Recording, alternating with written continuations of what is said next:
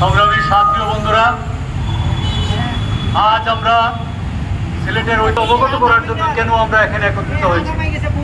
বন্ধুরা আমার, দীর্ঘদিন এই প্রায় 4 লক্ষ ভোটারের এলাকা এবং শিক্ষা ব্যবস্থা মানববন্ধন সভা থেকে আমরা নিশ্চয় আপনারা জানেন, আমরা এবং আমাদের সিনিয়র নেতৃবৃন্দ যে সকল অফিসারগণ আছেন সবার সাথে আমরা নদী ভাঙন, স্বাস্থ্যের অবস্থা, স্বাস্থ্য কমপ্লেক্সগুলোর যে অবস্থা, নদী ভাঙনে যে ধরনের সিচুয়েশন তৈরি হয়েছে, বাঁধ বা ডাইক নির্মাণের যে পরিকল্পনা, এগুলো কোনো কিছুই বাস্তবায়ন হচ্ছে না।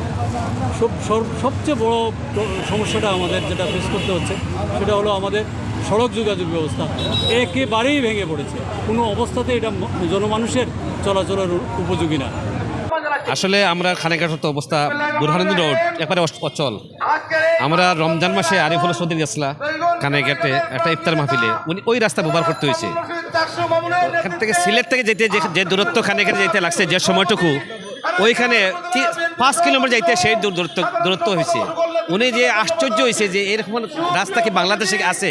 তাৎক্ষণিকভাবে উনি সচিবের কাছে ফোন করছেন ওই সন্ধ্যার পরে, তারপরে চিফ ইঞ্জিনিয়ার, এক্সিকিউটিভ অফিসার, এবং পরের দিন থেকে এটা একটা মোটামুটি হয়েছে।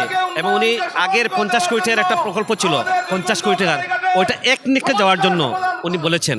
কিন্তু আমাদের উদ্দেশ্যটা হচ্ছে আমরা সব দিক থেকে আমরা চেষ্টা করবো খানেঘাট এবং জয়গঞ্জের ওই সংস্কার করার জন্য। সেই জন্য এটা আজকের এই আয়োজনটা। Thank you. যে সমস্যাগুলো রয়েছে সেই সমস্যাগুলো নিয়ে আমরা এখানে উপস্থিত হয়েছি। গত কিছুদিন আগে প্রেস কনফারেন্স করে আমাদের সিনিয়র নেতৃবৃন্দরা এই কর্মসূচি ঘোষণা করেছিলেন। গতকালকে ছিল আমাদের নেত্রী আসার কথা ছিল সিলেটে, তাই আজকে করা হয়েছে।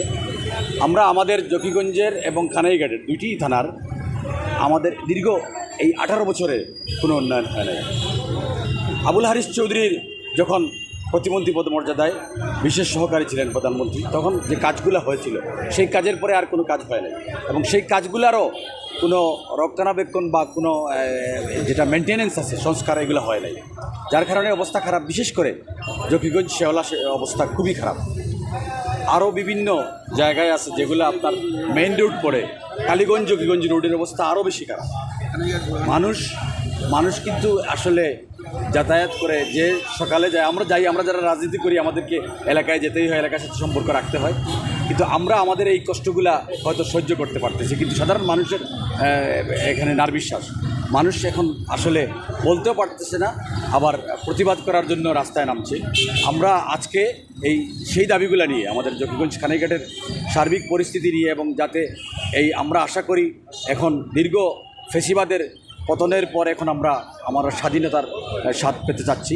তো সেই হিসাবে আমাদের প্রত্যাশা, আমরা আশা করি এই গভর্নমেন্ট ডক্টর ইউনূসের নেতৃত্বে যে রয়েছে, তারা আমাদের এই যে দাবিগুলা রয়েছে জকিগঞ্জ খানাইঘাটে, সেই দাবিগুলো পূরণ করবে। পাশাপাশি আমরা আমাদের যে আন্দোলনের কর্মসূচি রয়েছে সেটা আমরা ইনশাল্লাহ চালিয়ে যাব। সেটাকে সবাইকে সম্পৃক্ত হওয়ার জন্য আবারও অনুরোধ করছি। আজকে আমরা স্মারকলিপি দেব, আগামীতে আরও কিছু কর্মসূচি হাতে নেওয়া হয়েছে, সেগুলো আমরা পর্যায়ক্রমে করব। সকলের অংশগ্রহণ এবং বিশেষ করে আমাদের জকিগঞ্জ খানাইঘাটের সচেতন যে সমাজ রয়েছে, সচেতন ছাত্র যুব সমাজের কাছে প্রতি অনুরোধ থাকবে যে আমরা যেন এটা কারো ব্যক্তির নয়, এটা একটা দলেরও নয়, এটা এলাকার উন্নয়নের স্বার্থে সবাইকে ঐক্যবদ্ধ হয়ে মাঠে নামার আহ্বান। ধন্যবাদ। আমরা জকিগঞ্জের মানুষ এত নিগৃহীত, নিষ্পেষিত, 5 লক্ষ জনগণ কি ট্যাক্স দেয় না, গাড়ি নিয়ে রাস্তায় বাইর হয় গন্তব্যে যাওয়ার, রাস্তায় সে ওয়ার্কশপ কোথায় আছে, এরা আপনাদের সরকারের অংশ। অতএব আমাদেরকে বাঁচতে দেন, নতুবা আমাদের এই দাবি আদায় করতে গেলে প্রয়োজনে পল্টনে যাব, প্রয়োজনে সামনে চত্বরে ঘেরাও করবো। আসছেন ওড়াচতল ইঞ্জিনিয়ার চেয়ারম্যান জনাব আব্দুল মালিক চৌধুরী সাহেবকে ওনার বক্তব্য রাখার জন্য অনুরোধ জানাচ্ছি।